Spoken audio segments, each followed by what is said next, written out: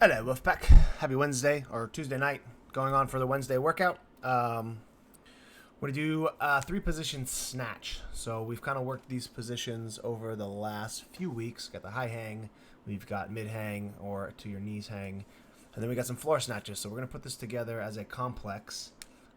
Work on the positions, right? Have a chance to build our way up to a challenging weight for us in this complex, but always keeping in mind, right? The high hang is going to be the limiting factor because it is the most challenging position. You have the least amount of power, so you're going to have to base your building sets off of your high hang. Okay, you don't want to base your 10th minute set off of your floor snatch or what you can hit from a full snatch. Okay, because it's not going to be realistic from the high hang. So like in the past few weeks on the EMOMs, you typically want to take the first half of it as your light building sets, right? So we're priming the technique, we're getting into the EMOM, we're continuing to warm up, we're feeling out the movement, and then you probably want your final 5 sets to be the ones that are heavy, 7 to 10 plus RPE or effort. Okay, so don't go too fast on this because the high hang gets really hard.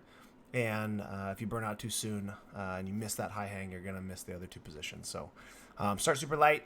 Make sure that it's primed and good before you build your way up. Okay, so with the positional work, always remember that your hip drive is the most important thing, right? We're dipping, we're keeping the chest behind the bar, and the high hang, we're getting fully extended, right? As much power as we can, and then we have to go into our athletic pull under the barbell, which should be very fast and snappy. Okay, if you prime that position good and quick as we work down to the knees and then down to the floor, the position should carry over and your hip action should get better, making your floor snatch better. Okay, so keep that in mind when we're doing these snatches. This complex, you are not going to drop it in between, so we're also working a little bit of barbell cycling. So you should be doing all 3 reps before you drop the barbell. And so that obviously adds another level of fatigue.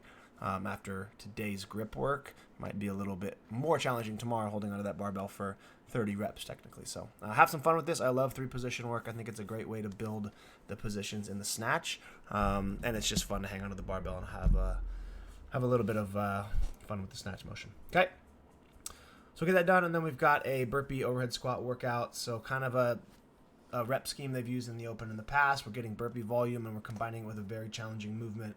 Technically, 1, the overhead squat, but 2, doing the bar facing burpee or any burpee with an overhead squat seems to be extremely taxing motion for a lot of people. So we're going to work on some volume. The weights should increase over the 3 sets. Whatever we start at should be obviously the lightest weight, and then we progress our way up. So going through this workout, the first 30 overhead squat should be a weight that you can overhead squat pretty easily without having to put a ton of attention into your technique.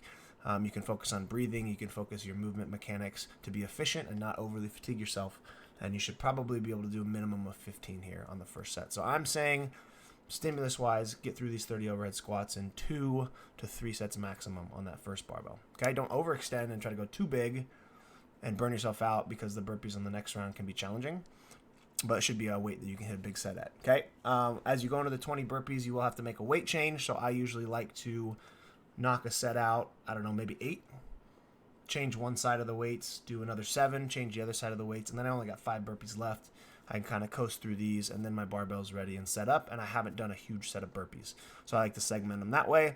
You can crush out all 20 and then rest longer. That's up to you, but I think smaller sets on these are just going to keep you moving a little bit quicker. Okay, the 30 overhead squats on the second set, a little heavier. I'd say we're doing 7, 8 to 10 for the first couple sets. You should be able to get through this in 4, maybe 5 sets maximum. So if we're doing like a 6, 6, 5, 5, 4, 4, something like that, it's like 6 sets, right? Something like that.